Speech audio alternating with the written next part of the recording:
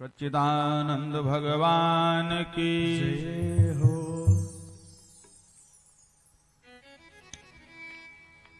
औब्या संवरिया कहिया औब्या संवरिया बताय हम जा कहिया औब्या संवरिया बताय हम जा कहिया औब्या सांवरिया बताय हम जा कहिया औब्या संवरिया बताय हम जा कहिया औब्या सांवरिया औब्या सांवरिया कहिया औब्या सांवरिया औब्या सांवरिया कहिया औब्या सांवरिया बताय हम जा कहिया औब्या सांवरिया बताय हम जा कहिया औब्या सांवरिया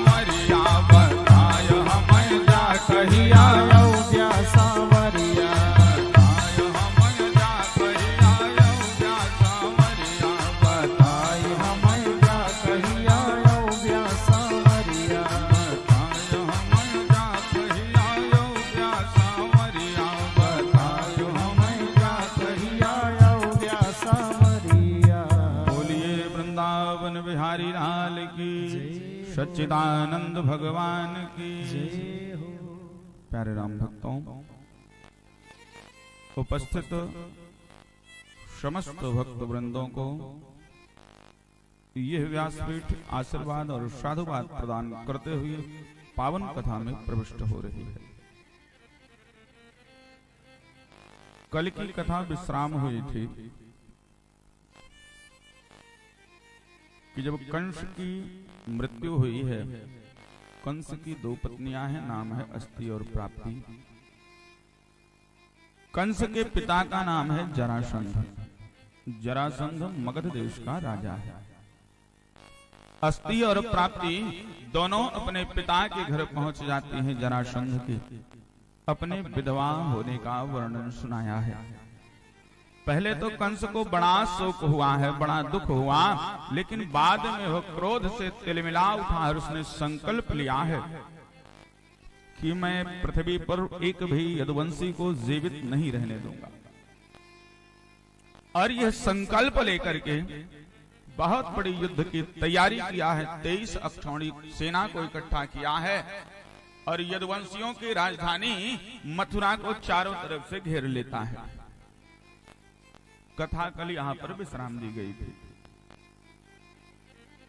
सुखदेव भगवान ने बतलाया, कहा परीक्षित, भगवान कन्हैया ने देखा कि मथुरा पुरवासी जो हैं वो जरासंध और उनकी सेना से बहुत डर रहे हैं।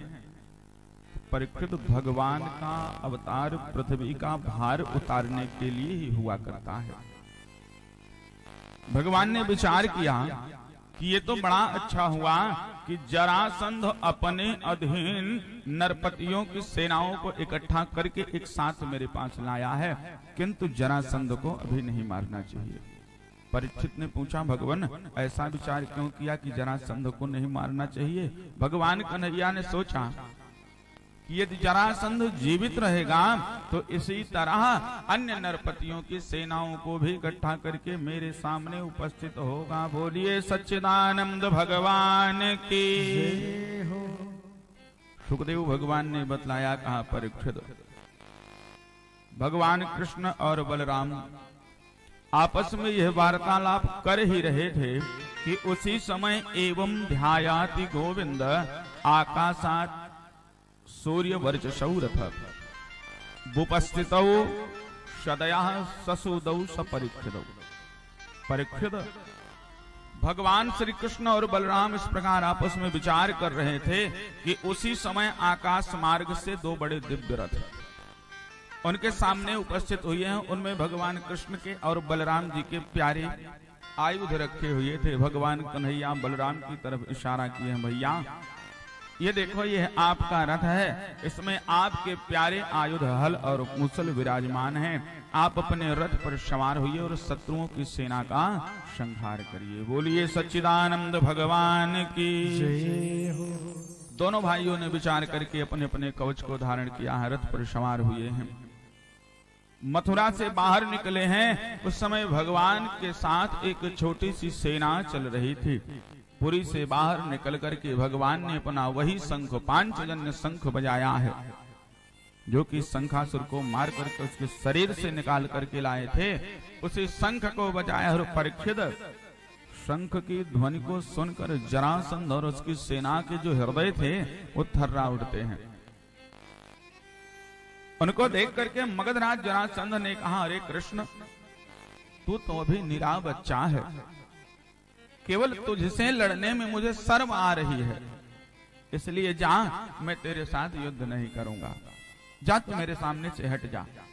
हाँ बलराम, यदि तेरे मन में ये श्रद्धा हो कि युद्ध में मरने पर स्वर्ग की प्राप्ति होगी ना, तो आज मैं तेरे साथ युद्ध करूंगा। भगवान कन्हैया ने कहा, मगधराज जरासंध, जो सूरवीर होते हैं ना, वो तुम्हारी तरह डेंग नहीं हाँकते हैं, वो अपना बल और पौरुष दिखाते हैं। देखो, अब तुम्हारी मृत्यु तुम्हारे सर पर नाच रही है, तुम उसी तरह बक रहे हो जैसे कोई सन्निपात का रोगी हो। बक लो, तुम्हारी बातों पर मैं ध्यान नहीं देता हूं। और परीक्षित, जरासंध की जो सेना थी बड़ी कठिनाई से जीतने योग्य थी। इसके बावजूद भी भगवान कन्हैया और बलराम दोनों भाई मिलकर के जरासंध की समस्त सेनाओं का वध कर डाले हैं। बोलिए सच्चिदानंद भगवान की जय हो। बड़े भैया बलराम जरासंध को जैसे एक सिंह दूसरे सिंह को पकड़ लेता है, वैसे ही बलराम जी ने जरासंध को धर दबोचा है। भगवान कन्हैया ने मना किया, कहा भैया अभी जरासंध को मत मारो। मना करने के पश्चात जरासंध को बलराम जी छोड़ देते हैं। बोलिए सच्चिदानंद भगवान की। जरासंध बड़ा लज्जित हुआ है। साथियों ने समझाया है, जरासंध तपस्या करने का विचार करता है। रास्ते में साथियों ने समझाया है, राजन